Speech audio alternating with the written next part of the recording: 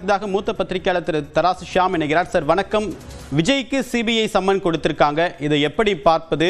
ஏற்கனவே 3 நிர்வாகிகள் விசாரணைக்கு ஆஜராகி விளக்கம் அளித்த நிலையில் விஜய்க்கும் இந்த சம்மன் வழங்கப்பட்டிருப்பது அப்படின்றது இது ஒரு வழக்கமான விசாரணை நடைமுறையா இல்ல வேற அரசியல் கோணங்கள் இருக்கா? அதுல வழக்கமான விசாரணை நடைமுறை தான். இதுல இருப்பது ஒரு எஃப்ஐஆர் தான். ஒரு எஃப்ஐஆர்ல நீங்க குறிப்பிட்ட மாதிரி 3 பேரும் தாவேக நிர்வாகிகள். 2 தியரி தான். நெக்லிஜென்ஸ் 1, கவனக்குறைவால் ஏற்படும் அஜாக்கிரதை மரணம். இப்போ ஆக்சிடென்ட்ல கூட நெக்லிஜென்ஸ் தான். கான்ஸ்பிரசி 2. கான்ஸ்பிரசினா சதிச்செயல். குற்றமுறு மனம் வேணும், மென்சரியா வேணும்.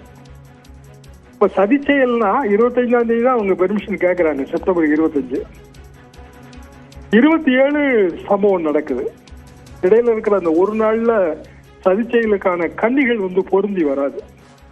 அப்படின்னா நெக்லிஜென்ஸ் மட்டும்தான் நிற்கும். நெக்லிஜென்ஸ் 2 பார்ட் இருக்கலாம்.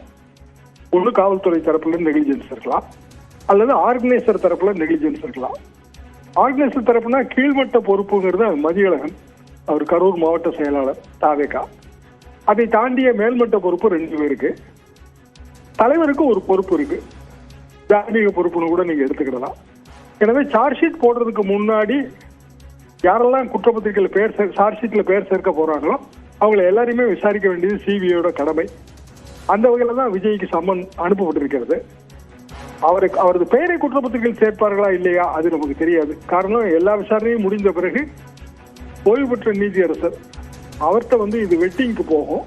ஒரு கமிட்டி இருக்கு, சுப்ரீம் கோர்ட் சூப்பர்வைஸ்ட் கமிட்டி. அதுல 2 சிட்டிங் ஆபீசர்ஸ் வேற இருக்காங்க.